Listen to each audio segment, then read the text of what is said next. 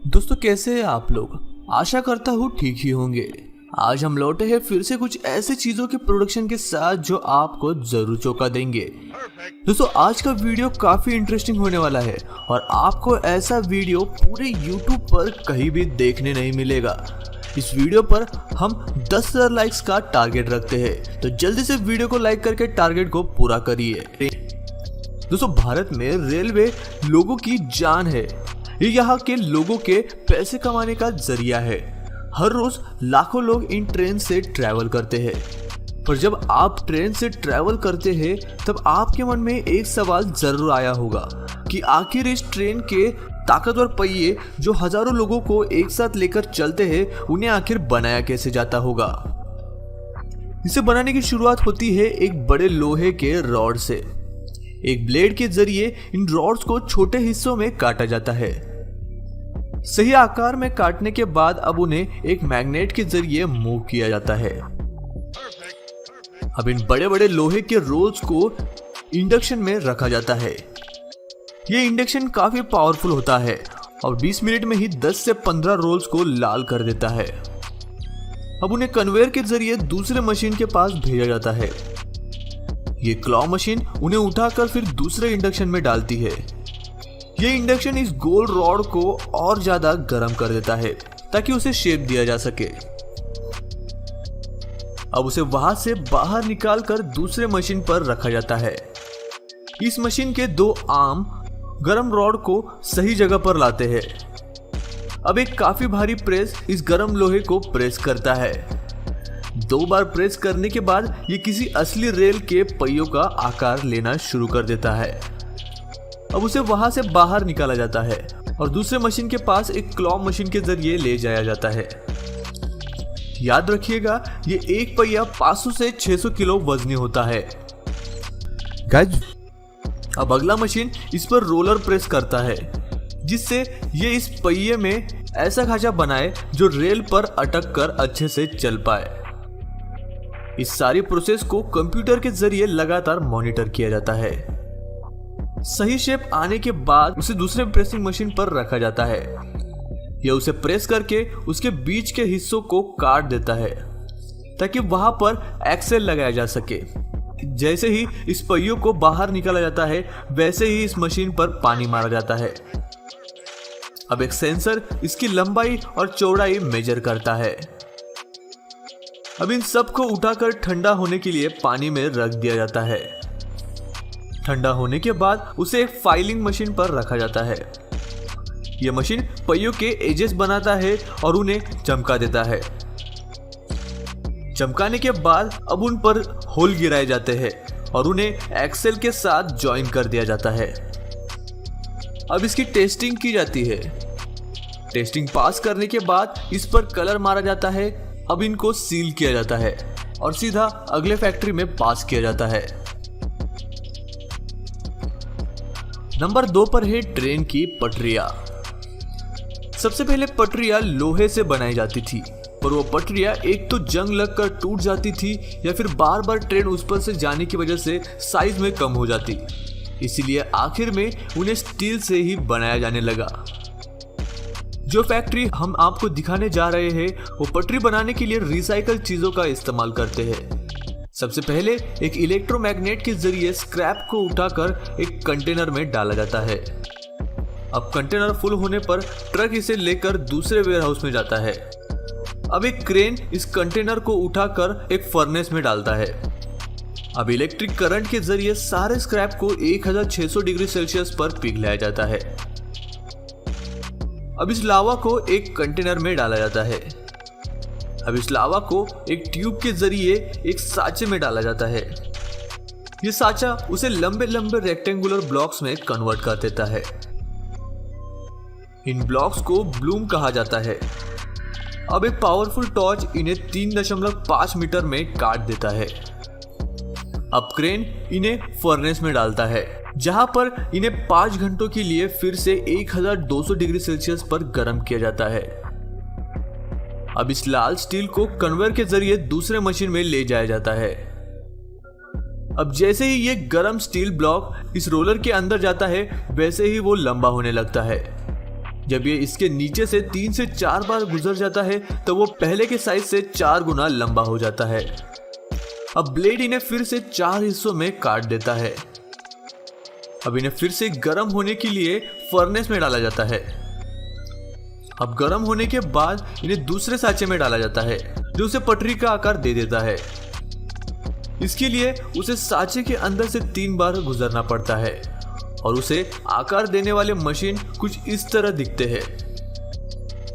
अब इनके एंड्स को काट कर इन्हें ठंडा होने के लिए रख दिया जाता है। ठंडा होने के बाद इन्हें ट्रेन के पहियों के नीचे से गुजारा जाता है। यह पटरियों को स्ट्रेट भी करता है और ऐसे ही उनकी टेस्टिंग भी की जाती है।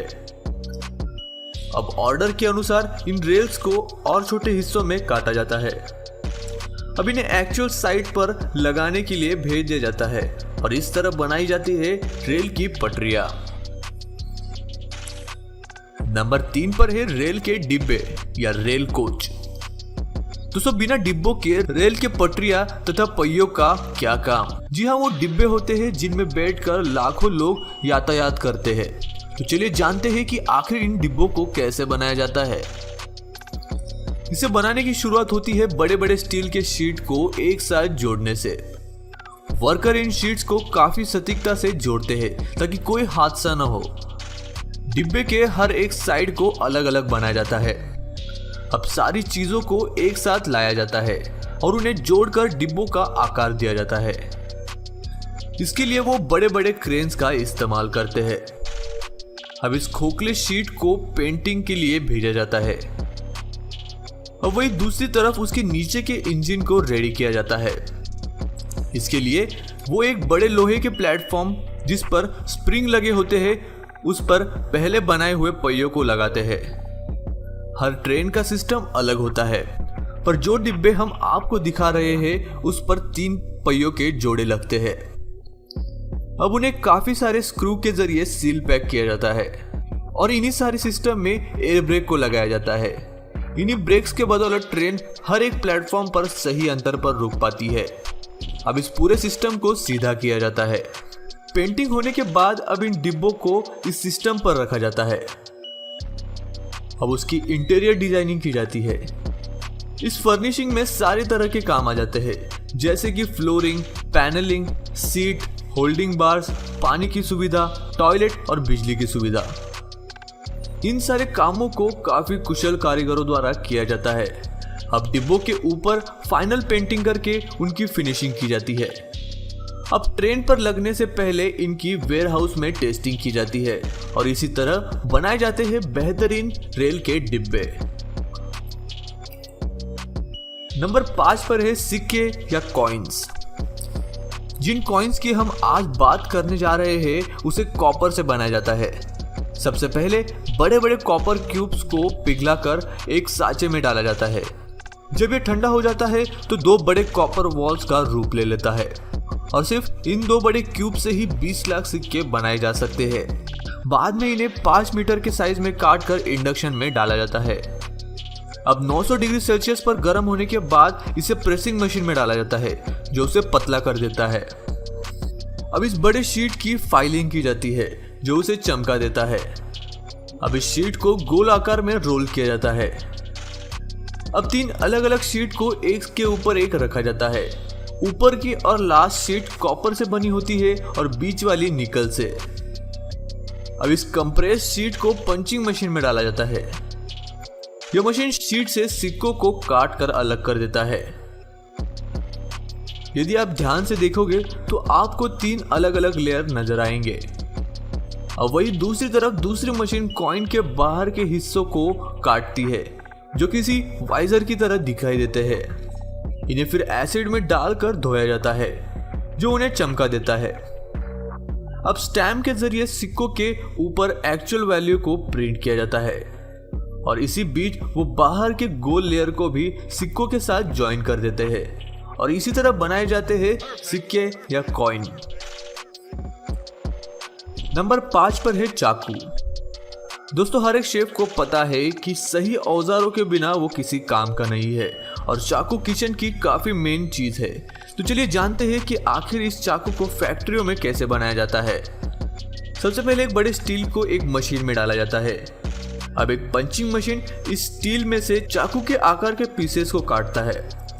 अब इन कटे हुए सारे शेप्स को एक फर्नेस में डाला जाता है। ये चाकू यहाँ पर 800 डिग्री सेल्सियस पर 2 घंटों के लिए गर्म होता है और इसी के कारण स्टील काफी कड़क हो जाता है। गर्मी से निकलने के बाद अब इन्हें फ्रीजर में डाला जाता है, जो उन्हें -50 डिग्री सेल्सियस पर 2 घंटों के लिए ठंडा करता है। अब इन चाकू के पीछे के हिस्सों को स्मूथ किया जाता है। अब एक रोबोटिक आर्म हर एक चाकू को उठाकर ग्राइंडिंग मशीन में डालता है। ये ग्राइंडिंग मशीन ब्लेड को शार्प कर देता है। इस पूरी प्रोसेस में उस पर से पानी गिरता रहता है ताकि चाकू ठंडा रहे। ये रोबोट हर 12 सेकेंड में एक ब्लेड को ग्राइंड करके शार्प करता है। कुछ बड़े बड़े ब्लेड्स जैसे कि ये चाइनीज शेफ नाइफ के लिए कारीगरों को इन्हें हाथों से शार्प करना पड़ता है। अब एक लेजर के जरिए इस चाकू पर कंपनी का नाम डाला जाता है। अब एक रिवेट मशीन के जरिए स्टील ब्लेड और हैंडल को जोड़ा जाता है। दोस्तों, इस वीडियो को बनाने में हमें काफी मेहनत लगी, तो प्लीज चैनल को सब्सक्राइब करके हमें जरूर सपोर्ट करिए। और जो लोग वीडियो के अंत में पहुंचे हैं वो अगले वीडियो का सजेशन